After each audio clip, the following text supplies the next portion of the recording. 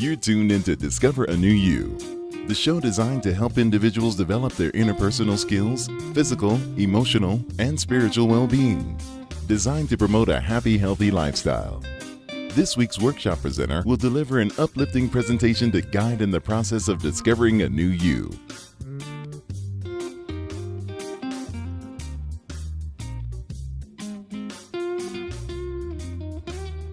Good morning, studio. How you guys doing? Great. Did you guys enjoy the incredible panel that we all engaged in? And it was so lively and very educating. Did you guys enjoy it? Yes. Great.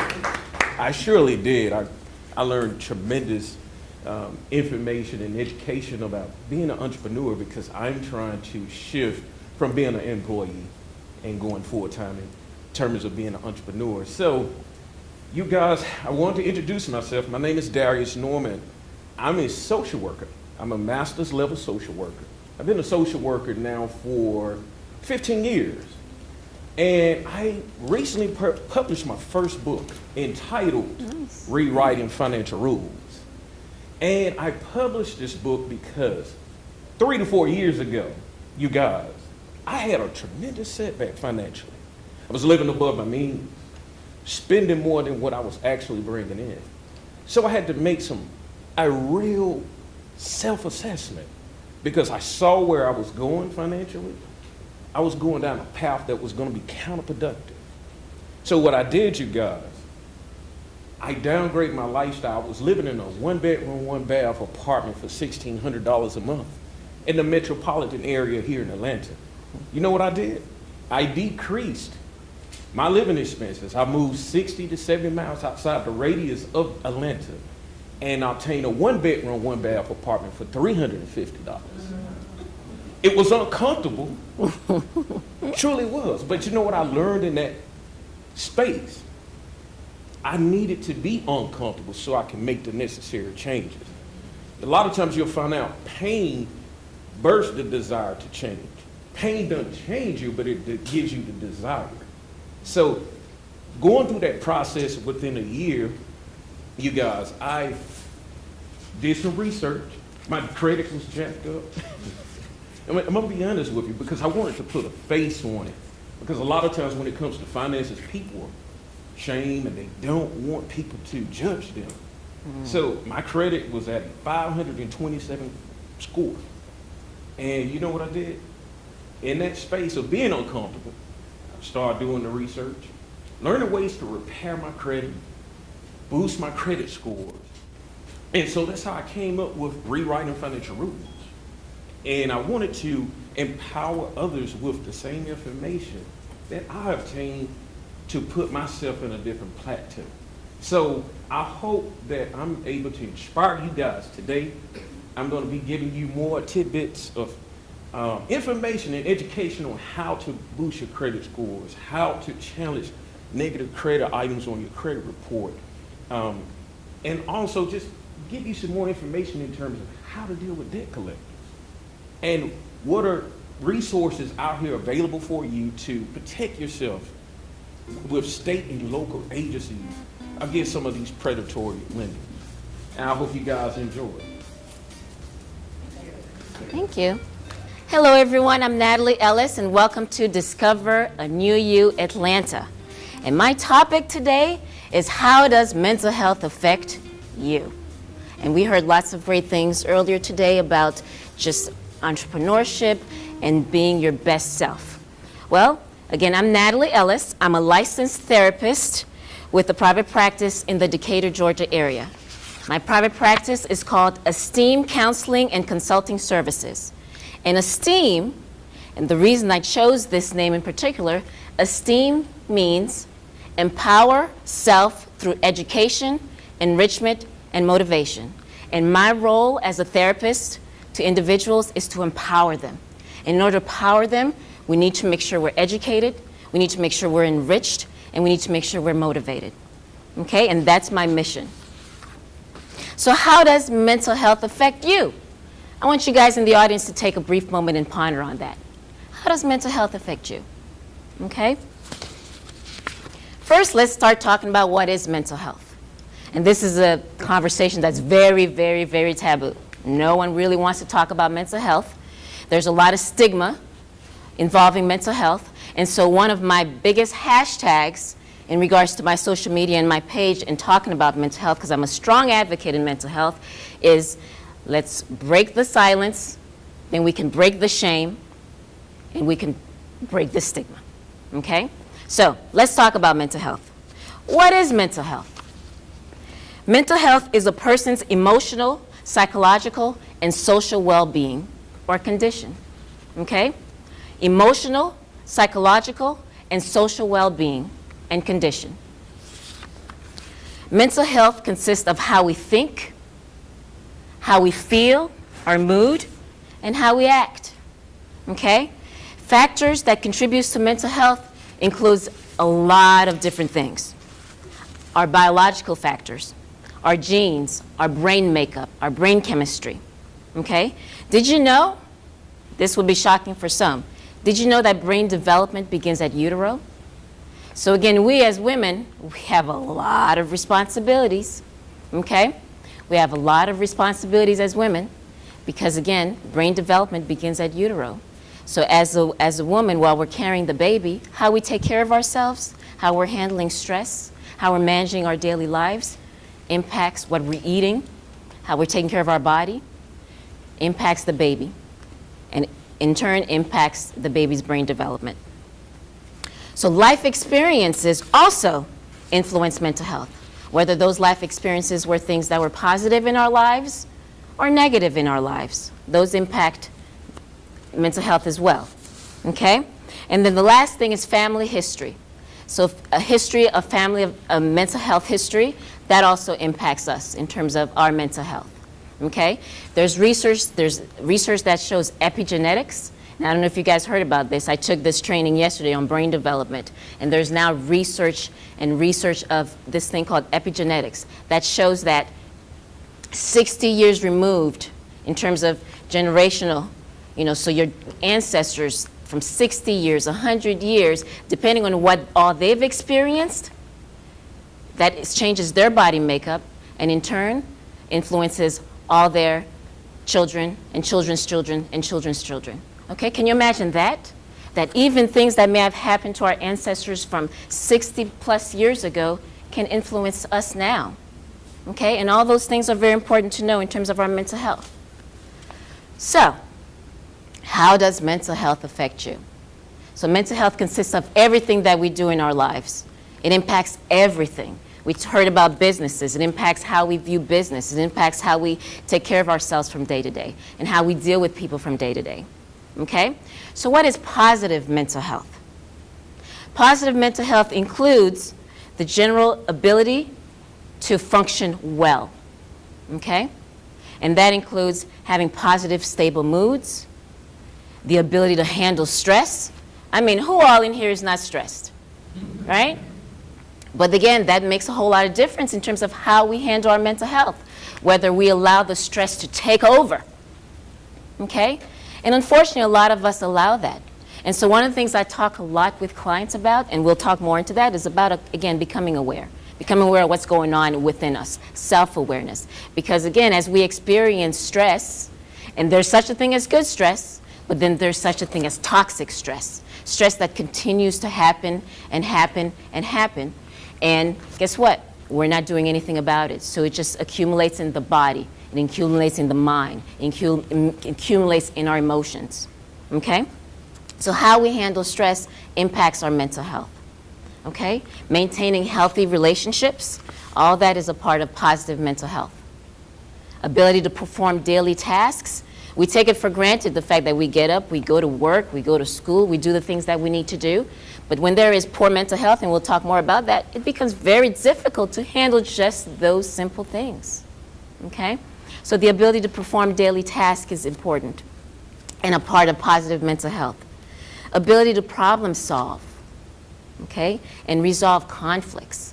So all those things are a part of positive mental health. All right. So just because someone has a positive mental health does not immune them from life experiences. So who out here in the audience have ever experienced any hardships? All of us have. We've all experienced something, okay? And those hardship doesn't necessarily dictate that we'll have a poor mental health, but then we all experience this. And how do we maintain positive mental health despite all those hardships that we have, such as losses, grief, disappointments, hurts, failed relationships, genetic dispositions, maybe physical disabilities? How do we handle all these things as they're happening? Okay? Again, how do we handle all those stressors? That becomes very, very important. So, signs of poor mental health are if we're eating too much, or sleeping too much, or not eating enough, or not sleeping enough. And so we got to start paying attention to these things. If we're noticing a change in our mood, a change in our behavior, are we isolating? Are we feeling helpless? Are we feeling hopeless? Feeling numb? We hear that a lot. I hear that a lot from a lot of clients, just feeling numb, okay? Severe mood swings, people's mood going up 1 minute and then down, up and then down, okay? Not able to manage that, to stabilize that. Okay, wanting to harm self, feeling suicidal, self-medicating, substance abuse. Substance abuse is such a big thing. I mean, the crack and cocaine and all the different substances is on a rise. And not just illegal drugs, it's on a rise with prescription drugs. Prescription drugs is on a rise. People are self-medicating to deal with their mental health, to deal with the things that's happening in their life. Okay? So those are signs that we have to pay attention to that may be an indicator that we have poor mental health. Substance abuse, like I said, not completing tasks. If we're finding that we're having a hard time waking up in the morning, and obviously we all have that sometimes, right? Where we don't want to get up, we just want to stay in bed a few more hours. But then when we're noticing it's consistent, it's every day, dreading to go into work. You know, I have lots of examples from clients. I have one client, she's like, you know, she's having such a hard time right now at work. Every time she has to go in, she's okay until she starts seeing the building. When she starts seeing the building, her whole body starts to feel different, right? And so there were talks this morning about entrepreneurship and feeling frustrated at the job, right? So when we start feeling frustrated, that starts to impact our mental health. And so for her, her frustration is now not only her emotional health, it's now impacting her physical health as well, okay? And so she's not wanting to go to work. Reoccurring negative thoughts. When we're noticing that, oh my God, every time we're thinking of the worst case scenarios. We're thinking about just the negative things that's happening, just thinking of the glass half empty versus half full. You know, so when we're noticing that our minds automatically shifts to the negatives, we tend to worry a lot. So those are things to start paying attention to, whether or not that's an indicator of poor mental health. Okay, feeling unsafe. Okay, we're hearing a lot of stuff on the news. Social media, it's a great thing. At the same time, it becomes very deadly. Don't touch that dial. We'll be right back with more Discover a New You.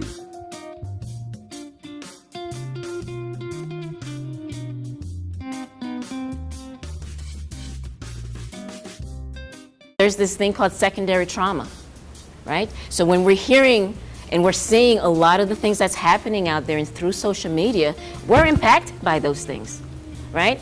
So I remember a few years ago, and again in the field that I do, which is why self-care is very important, and I'll talk more about self-care, I hear a lot of stories. I hear a lot of people's experiences, and a lot of them, obviously, by the time they're sitting in front of me, the stuff is pretty intense. And these are the stories that people have held on to for years and years and years. Issues of abuse, rejection, just all type of things. And in those times when I'm hearing some of these stories, people being violated, at times that impacts me, you know? And I start having dreams about these things. And so I have nightmares about these things or thoughts about these things. And when these things are happening, where I'm taking these stories home with me, I have to look at my mental health. Right? And again, sometimes there's secondary trauma. I'm traumatized by the things that I hear. And I remember one particular incident during a time, probably for that week or few weeks, I had one client who was held at gunpoint, another client who something else happened to them. And you know, most of these clients are in the vicinity of where I live, and so, oh man, this is hitting close to home. which is why I don't watch the news, by the way. I do not watch the news for those reasons, because I hear enough in my office. And so then I started getting really anxious. I was a little paranoid when I'm going down the street. I started feeling a little bit, anxious. And I remember one time leaving my car at Kroger, because one of the ladies, it was at Kroger, the same Kroger we go to. And I was like, And I'm walking around, and then I remember one time seeing a group of young men walking beside me, and I'm thinking, oh my God, are they going to rob me? Are they going to do something to me? And again, I took all that in. And at that moment, I needed to do something different, to kind of take a step back. Now, granted, danger is very real. It is, right? And so we have to do things to make sure we keep ourselves safe, exterior as well as internally.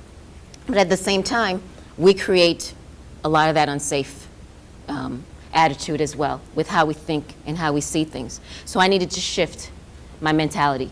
I needed to shift the way I was seeing my mental health, because at that moment, I was having poor mental health. And if I continued down that path, I would have probably been stuck in the house and not go anywhere, because it's too dangerous out there, and my anxiety was getting too much for me, okay? And so those are times that I needed to take a step back to reassess myself. And so when we talk about mental health, it's a constant reassessment, okay? Suicidal thoughts. And again, we heard on the news recently, all these celebrities or famous people who committed suicide. And again, these are not things, when we're looking at people, we see that, oh my God, everything appears very perfect, appears well. What's going on with them? And again, when we look at poor signs of mental health, people with depression, people who, with anxiety, a lot of times you're not always going to see that, because in the times where they are at their worst, guess what they're doing? They're isolating. They're at home, right? So when they come out, in those moments, they probably feel their best, and guess what? We put on a smile, right? And we all know what that's about. We all know how to put on a smile and to get through the day. And so that could work for a little bit, but when we continue to put on a smile and continue to put on the masks, guess what happens? Guess what happens to the body? Guess what happens to the mind? Okay? So that mask, and the mask gets thicker and thicker. And so we're going to talk more about some of this, because again, kids experience these things too. So the experiences that we have in our lives doesn't just start when we turn 18, when we become adults.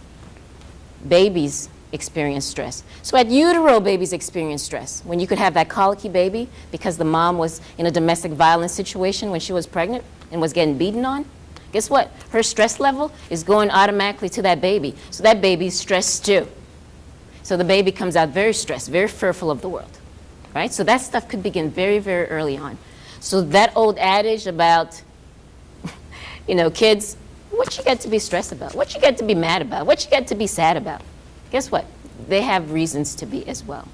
And so one thing I would recommend, we should not dismiss children's feelings, because those children do become adults, and we have to validate those feelings, whatever those things are. Okay? And so going back to kids as well as adults, people who act out. People have temper tantrums. I'm sure you guys know adults who also have temper tantrums.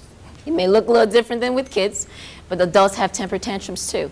And so when people are having these type of behaviors, or people who cut people off, or who shut down, who are withdrawn, who are aggressive, substance abuse, who act out in risky behaviors, sexually acting out. So these could all be potential signs of poor mental health, and we have to look at all those things. Okay? So what contributes to poor mental health? So, and how does mental health affect you? Okay. Did you know that childhood experiences have long-term positive or negative effects, lifelong effects to our overall health? Okay? I'm going to say this again. Childhood experiences, positive or negative experiences, because we all have a lot of positives too.